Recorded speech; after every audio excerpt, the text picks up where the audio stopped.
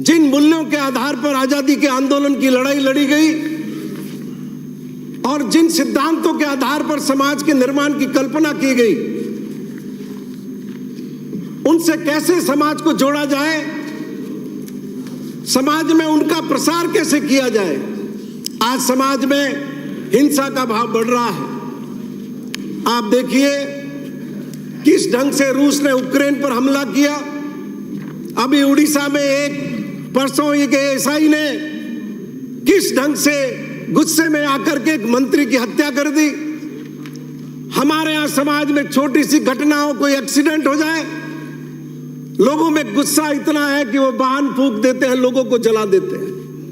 अस्पताल में कोई घटना हो जाए तो हिंसा का एक अलग तांडव देखने का वातावरण हमको मिलता है। इन परिस्थितियों में राजस्थान के मुख्यमंत्री अशोक गहलोत ने समाज में शांति और अहिंसा का भाव कैसे बढ़े, इस विचार को लेकर के राजस्थान में शांति और अहिंसा का एक नया विभाग बनाया और 5 विचारकों को गांधी सद्भावना पुरस्कार दिए, ये सोच करके कि गांधी जी के सिद्धांतों पर समाज को आगे बढ़ाने का काम करें। हमें भूलना नहीं चाहिए कि आजादी के बाद राष्ट्रकवि रामधारी सिंह दिनकर ने क्या लिखा। तुम तो प्राण दे चुके बापू, स्वयं उन्हें साधारण जान, कृपया कभी न करना अब फिर अपने दिए हुए का दान, उन्हें न्यास सा रखना आगे, अब उन पर अधिकार उन्हीं का, उनमें है जिनके भगवान और भाग्य जिनके है जागे। उस दिनकर की पीड़ा को समझते हुए राजस्थान के मुख्यमंत्री अशोक गहलोत ने शांति और अहिंसा का विभाग स्थापित करके राजस्थान के नौजवानों को उन विचारों से जोड़ने के लिए जगह जगह सम्मेलन किए, जगह जगह प्रशिक्षण शिविर किए। माननीय अध्यक्ष महोदय, मैं आपके माध्यम से निवेदन करना चाहूंगा, कल प्रतिपक्ष की ओर से पाली से आने वाले माननीय सदस्य ने बहुत सी बातें रखी और उस किसान सम्मान निधि का हवाला दिया, जिसका मतलब है एक किसान को दिन के 16 रुपए देना, महीने के 500 रुपए, यानी दिन के 16 रुपए। और दिन के 16 रुपए में तो माननीय अध्यक्ष महोदय एक ब्रेड का पैकेट भी नहीं आता है। और उस सम्मान निधि के पैसे की वाहवाही लूटना चाहते हैं, जबकि उनका अकुशल वित्तीय प्रबंधन पूरे देश के सामने है। माननीय अध्यक्ष महोदय, मैं आपके माध्यम से निवेदन करना चाहूंगा कि भारत सरकार का जो 22-23 का ब्याज भुगतान है वो रेवेन्यू रिसिप्ट का 46% है, जबकि राजस्थान का ब्याज भुगतान रेवेन्यू रिसिप्ट का मात्र 13.41% है। यह अपने आप में जाहिर करता है कि क्या भारत सरकार का वित्तीय अनुशासन है और क्या राजस्थान सरकार का वित्तीय अनुशासन है। और यह सरकार किस तरह गरीब और किसान विरोधी है, नरेंद्र मोदी की सरकार, उसकी 2 बानगी मैं आपके सामने माननीय अध्यक्ष महोदय रखना चाहता हूं। महात्मा गांधी राष्ट्रीय ग्रामीण रोजगार योजना, जिसमें 2021 के अंदर 1,11,176 करोड़ रुपए खर्च किए गए थे। 22-23 के अंदर माननीय अध्यक्ष महोदय मात्र 73,000 करोड़ रुपए का प्रावधान किया गया, जो 34% से भी ज्यादा कम है। किस आधार पर गरीबों का मसीहा बताने की चेष्टा की जाती है? जो नरेगा योजना हमारे ग्रामीण अर्थव्यवस्था के अंदर ग्रोथ का एक बड़ा माध्यम बनी है, उसके अंदर भी हजारों करोड़ रुपए का प्रावधान नरेंद्र मोदी जी ने किया, कम किया। और दूसरी तरफ अशोक गहलोत साहब हैं, जिन्होंने मजदूरों के 100 दिन से बढ़ाकर के 125 दिन करने का फैसला किया। और ये स्वायत्त शासन मंत्री जी बैठे हुए हैं, इन्होंने उस मजदूर की पीड़ा को समझा और शहरी रोजगार गारंटी के माध्यम से 100 दिन शहर के लोगों को भी मजदूरी देने का प्रावधान किया। माननीय अध्यक्ष महोदय, इतना ही नहीं, जो राष्ट्रीय सामाजिक सहायता कार्यक्रम है भारत सरकार का 22-23 के अंदर मात्र 9,652 करोड़ रुपए रखे गए हैं, जबकि 20-21 के अंदर 42,443 करोड़ रुपए खर्च किए गए थे। माननीय अध्यक्ष महोदय, सामाजिक सहायता के अंदर 1/4 से भी कम प्रावधान किया गया है। और इतना ही नहीं, माननीय सभापति महोदय, जो यूरिया की कल पाली से आने वाले हमारे सदस्य बात कर रहे थे, थोड़ा यूरिया सब्सिडी पर भी आप नजर डाल देते। 20-21 के अंदर जो यूरिया सब्सिडी 90,549 करोड़ रुपए प्रदान की गई, उसको 21-22 में घटा करके 75,930 करोड़ पर ले आए और 22-23 के अंदर उसको घटा करके 63,222 करोड़ रुपए पर ले आए। तो आप किस मुंह से किसानों की हिमायत और गरीबों की कल्याणकारी सरकार और पार्टी होने का दावा करते हैं?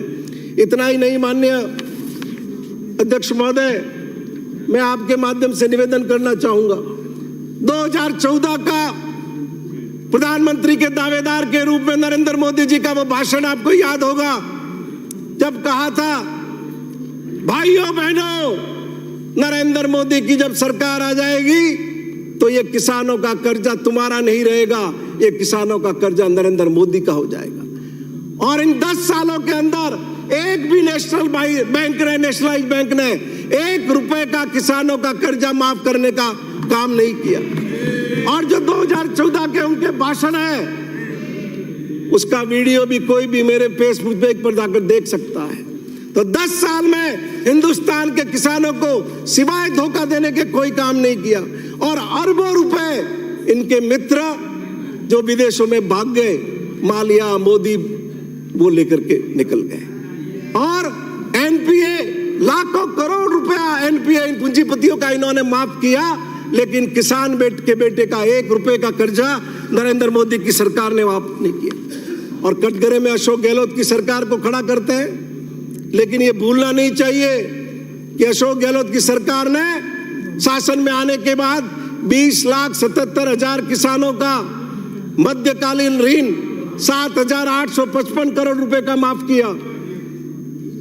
अल्पकालीन ऋण मध्यकालीन 160 करोड़ का माफ किया, दीर्घकालीन 200 करोड़ रुपए का माफ किया। और ये तो सारे आंकड़े राजस्थान की जनता के बीच में है। माननीय अध्यक्ष महोदय, भूमि विकास बैंकों में भी 58,000 किसानों का रहन भूमि मुक्ति प्रमाण पत्र माननीय अध्यक्ष महोदय जारी किया गया।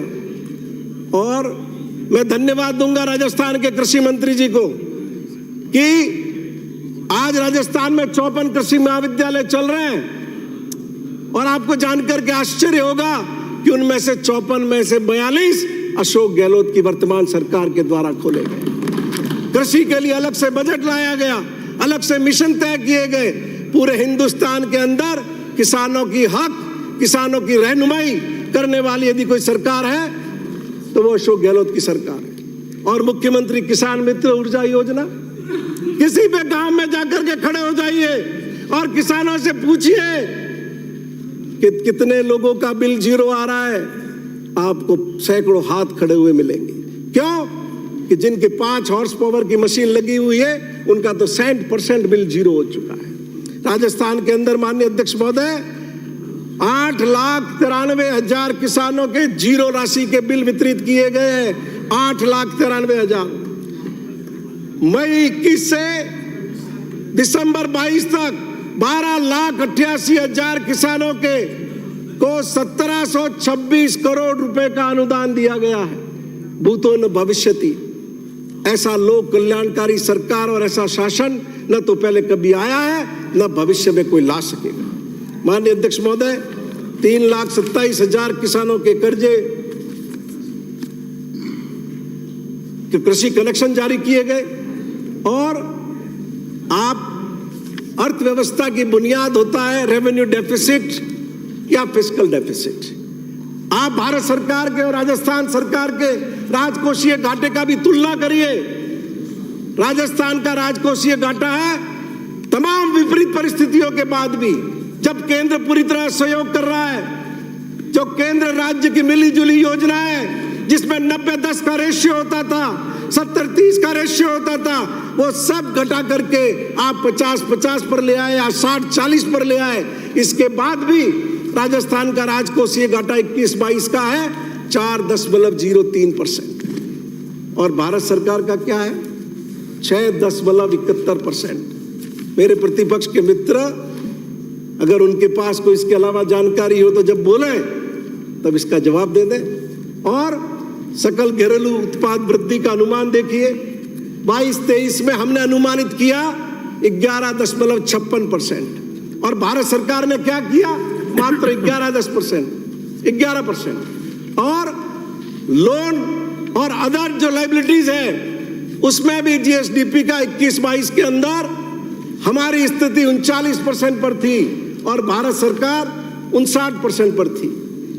तो आप इससे अंदाजा लगा सकते हैं माननीय सभापति महोदय कि राजस्थान के मुख्यमंत्री अशोक गहलोत जो वित्त मंत्री भी है, किस रूप में वित्तीय अनुशासन के साथ में राजस्थान की व्यवस्था का संचालन कर रहे हैं। ये पहले भी जब मुख्यमंत्री थे 5 साल, तब भी राजकोषीय घाटा हमेशा 3% के नीचे रहा, कभी उन्होंने 3% से ऊपर आने नहीं दिया। और जैसे ही ये वसुंधरा की सरकार आई 14 से 18 तक पूरा वित्तीय अनुशासन गड़बड़ा गया और राजकोषीय घाटा छलांग मारकर 3 से ऊपर चला गया। माननीय सभापति महोदय, मैं आपके माध्यम से निवेदन करूंगा, हमने कॉलेज तो बहुत से खोल दिए और पढ़ाई की भी व्यवस्था हमने बहुत व्यापक रूप से की। गांवों में बैठा हुआ किसान अपने बच्चों को पढ़ाना चाहता है, वो कॉलेज में पढ़ाता भी है। लेकिन लोक कल्याणकारी सरकार में सोचना चाहिए कि इन लाखों की तादाद में डिग्रियां लेकर निकल रहे इन बच्चों का आगे भविष्य क्या है, और वो उनको किस तरीके से आत्मनिर्भर बनाया जा सकता है, और उसका एकमात्र रास्ता है औद्योगिक विकास। और राजस्थान की मौजूदा सरकार ने जो राजस्थान इन्वेस्टमेंट सबमिट किया उसमें 4192 MOU साइन किए गए माननीय अध्यक्ष महोदय, 10,44,000 करोड़ के। और ये पिछली सरकार की तरह नहीं है। माननीय सभापति महोदय, मैं आपको विनती करना चाहूंगा कि 4192 में से 2035 धरातल पर आ चुके हैं और उनके काम शुरू होने की दिशा में हम आगे बढ़ चुके हैं। और जो वन शॉप प्रणाली हमारा इंडस्ट्री डिपार्टमेंट लेकर के आया, हमारे मुख्यमंत्री ने अनेक नियमों में शिथिलता दी और यहां तक कह दिया कि जो राजस्थान के कानून हैं वो 3 साल तक प्रभावहीन किए जाते हैं, सिर्फ इसलिए कि उद्योगों को बढ़ावा दिया जा सके। और वन शॉप प्रणाली में जो 3 मीटिंगें अभी तक हुई है, 4,34,788 करोड़ के विनिवेश के प्रस्ताव माननीय सभापति महोदय स्वीकृत किए गए। मैं आपके माध्यम से विनती करना चाहूंगा, शिक्षा, राजस्थान के अंदर जो क्रांतिकारी परिवर्तन शिक्षा के क्षेत्र में माननीय सभापति महोदय राजस्थान की मौजूदा सरकार लेकर के आई है, उसका कोई दूसरा 5,000 से ज्यादा 12वीं तक के स्कूल खोले, 1700 अंग्रेजी माध्यम के स्कूल खोले।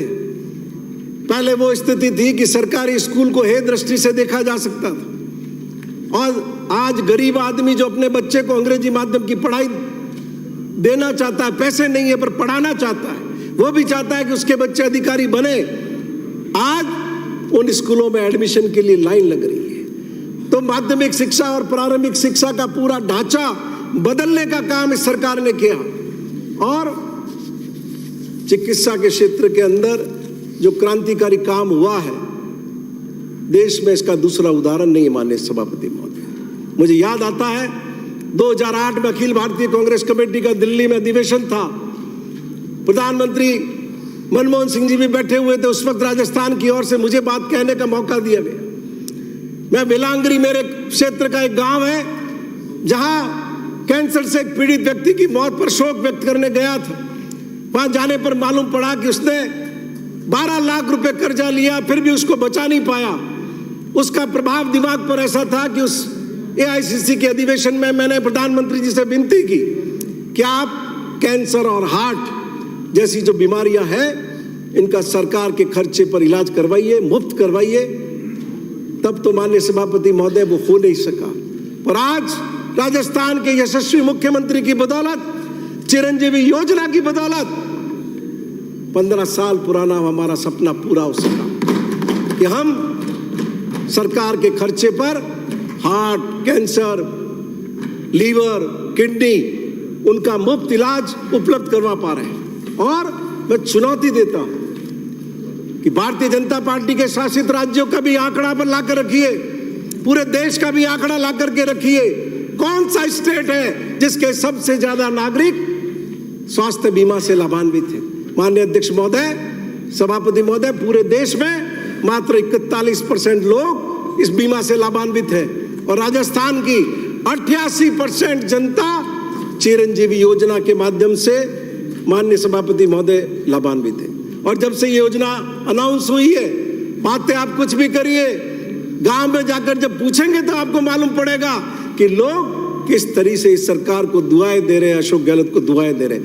31,58,000 लोग चिरंजीवी योजना के माध्यम से जिन्होंने प्रत्यक्ष लाभ प्राप्त किया है और 3,625 करोड़ रुपया चिरंजीवी योजना के माध्यम से अशोक गहलोत साहब ने खर्च किया है।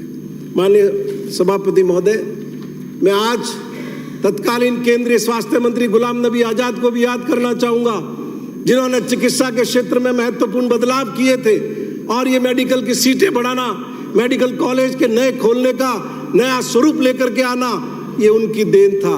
पाली और बाड़मेर में मेडिकल कॉलेज खुले, वो उसी योजना तक खुले थे। और उसके बाद अब उसी योजना के तहत मौजूदा सरकार, भारत सरकार और राजस्थान सरकार भी मिलकर के नए मेडिकल कॉलेज खुल रही है।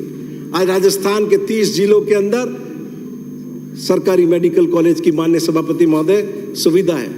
इन 4 सालों में एमबीबीएस की सीटें जो 2018 में 1950 थी, आज 3330 है, सिर्फ 4 साल में। आप अंदाजा लगाइए, खाली इस साल में 400 सीटें बढ़ी है। और क्यों बढ़ी है? सिरोही समेत 4 मेडिकल कॉलेज, हमारे चिकित्सा मंत्री जी बैठे हैं, उन्होंने 4 मेडिकल कॉलेज नए शुरू किए। आप आंकड़ों में जाकर के देखेंगे सभापति महोदय, तो आपको लगेगा कि चिकित्सा के क्षेत्र के अंदर किस तरीके से कायाकल्प हुआ है।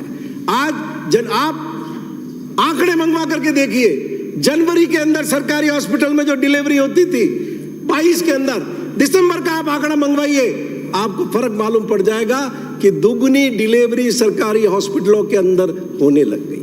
और वो क्यों? कि हमारे चिकित्सा मंत्री जी ने तय किया कि जो आकांक्षी जिले हैं, जो पिछले जिले हैं, जहाँ चिकित्सकों का अभाव रहता है, उन जिलों से मैं कार्मिकों को नहीं हटाऊंगा। तो उन कार्मिकों की रहने की वजह से उन आकांक्षी जिलों के अंदर इतना उठाव आया है।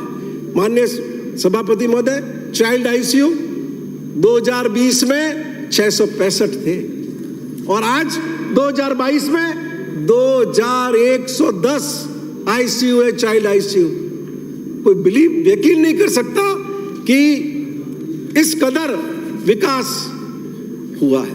माननीय सभापति महोदय, मैं आपके माध्यम से शिक्षा मंत्री जी को भी विनती करना चाहूंगा कि ऐसा ही है कि पेपर लीक में आपने अनुचित साधनों के प्रयोग को लेकर के कानून सख्त लाए हैं। 10 साल की सजा का प्रावधान है, 10 करोड़ रुपए का जुर्माने का प्रावधान है। लेकिन मैं आपसे विनती करूंगा, हत्या के मामले में फांसी की सजा का प्रावधान है, उसके बाद भी हत्या रुकती नहीं है। कानून के जरिए इन अपराधों पर अंकुश नहीं लगाया जा सकता। आप 10वीं के एग्जाम की डिग्री देते हो, आप 12वीं की डिग्री देते हो, आप ग्रेजुएशन की डिग्री देते हो, क्या उनका कोई महत्व नहीं? वो सारी डिग्रियां प्राप्त करने के बाद भी हमारे बच्चे को कोचिंग में जाना पड़ता है, तो आपकी इन डिग्रियों का क्या महत्व है? आप क्यों नहीं इन सरकारी नौकरियों में, इन भर्तियों के अंदर उन डिग्रियों के आधार पर जो आपके बोर्ड के द्वारा दी गई है, कोई ऐसा साइंटिफिक आप मैकेनिज्म लेकर के आते जिससे हमारे बच्चों के आंसू पोंछने का काम हमारी सरकार कर सके? और माननीय सभापति महोदय, खेल वास्तव में जादूगर का काम हुआ है। पूरे राजस्थान के गांव गांव के अंदर ग्रामीण ओलंपिक के माध्यम से क्या बच्चा, क्या बूढ़ा, क्या बहन, क्या मां, क्या दादी, सबको खेल के मैदान में उतार दिया। राजस्थान की हिस्ट्री में ऐसा हमने आज तक नहीं देखा। और हम पढ़ते ही रहते थे, हरियाणा का खिलाड़ी सरकारी नौकरी में जा रहा है, पंजाब का खिलाड़ी सरकारी नौकरी में जा रहा है, हमारे बच्चे टुकुर टुकुर देखते रहते थे। मैं धन्यवाद दूंगा राजस्थान के मुख्यमंत्री अशोक गहलोत और खेल मंत्री अशोक चांदना को, जो खुद भी एक स्टार प्लेयर है पोलो के। उन्होंने नियमों में बदलाव किया। पहले उसी खिलाड़ी को सरकारी नौकरी मिलती थी जिसके टी शर्ट के पीछे इंडिया लिखा हुआ होता था। अब जिस खिलाड़ी की टी शर्ट के पीछे राजस्थान लिखा हुआ है उसको भी सरकारी नौकरी मिलती है। और माननीय सभापति महोदय, इन 4 सालों में 400 खिलाड़ियों को सरकारी नौकरियां इस सरकार ने दी है। और मेजर ध्यानचंद स्टेडियम हर ब्लॉक में बना रहे हैं। इंटरनेशनल स्टेडियम क्रिकेट का जयपुर में बन रहा है। जोधपुर में इंटरनेशनल मैच शुरू हो गए, स्टेडियम का लोकार्पण हो गया। उदयपुर में नया क्रिकेट का स्टेडियम बन रहा है। तो खेलों के लिहाज से माननीय सभापति महोदय, ये स्वर्णिम काल है। मैं आपके माध्यम से निवेदन करूंगा कि एक तो सबसे कठिन बात जो मैं कहना चाह रहा हूं वो है बजरी की। खान मंत्री जी भी आज प्रकट हुए हैं। बजरी प्रति टन 480 रुपए से लेकर के 650 रुपए बजरी के वसूल किए जा रहे हैं। राजस्थान में आप ये हालात क्यों बनने दे रहे हैं? क्या इसलिए कि वो ठेकेदार दोनों ही राजनीतिक पार्टियों के नजदीक है? महाराष्ट्र के अंदर 55 रुपए टन है, 55 रुपए टन बजरी, और गुजरात के अंदर 150 रुपए टन है। तो राजस्थान में क्या बजरी की फसल खराब हो गई, या बजरी पे पाला बढ़ गया, या बजरी पे बर्फ गिर गई कि जिससे बजरी की कमी हो गई? माननीय सभापति महोदय, क्या हाल कर रखे। बिना नंबर की गाड़ियों में बैठे हुए गुंडे, और वो गुंडे ट्रैक्टर के चालक के साथ मारपीट, और जब वो बजरी छान करके देनी पड़ती है, अगर इनका रवंडा लेकर के भी, ट्रैक्टर लेकर के भी वो बजरी लेकर के जा रहा है, वो छान के दे रहा है, तो वहां भी हमला। और पुलिस संयम लोढ़ा के फोन से तो आए या नहीं आए, उस बजरी माफिया के कहने से सबसे पहले आएंगे। इसलिए मैं आपको चेता रहा हूं कल्ला साहब, आज अगर आपने ये प्रति टन बजरी के दाम नहीं घटाए, बहुत बड़ा नुकसान राजस्थान में कांग्रेस पार्टी को उठाना पड़ेगा। मैं ये चेतावनी दे रहा हूं। आप देखिए, जितने सरकारी काम है, ठेकेदारों ने काम करने बंद कर दिए।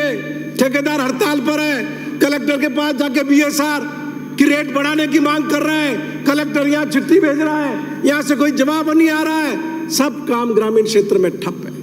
सरकारी काम के लिए भी यदि वो बजरी लेकर के कोई जाए, लेकर के नहीं जा सकता। इसलिए हाथ जोड़ करके आपको विनती है, आपने जिस रेट के आधार पर प्रधानमंत्री आवास स्वीकृत किए, बजरी नहीं है, कैसे प्रधानमंत्री आवास बनाएगा, कैसे आंगनवाड़ी केंद्र बनाएगा? और 2000 रुपए टन जब आपके लाइसेंस ये नहीं आए, तब वही ट्रैक्टर जो 700 रुपए में बजरी डालता था, वो अब 2500 रुपए ले रहा है। 2500 रुपए एक ट्रैक्टर के। इसलिए आपके माध्यम से मैं ये विनती करना चाहता हूं कि ये जो 2012 से जो दंगल चल रहा है, पहले तो कलेक्टर को आपने एम्पावर्ड किया था कि वो बजरी की रेट तय कर सकता था, लेकिन अब बजरी को क्रशर की तरह खुले बाजार में छोड़ दिया है।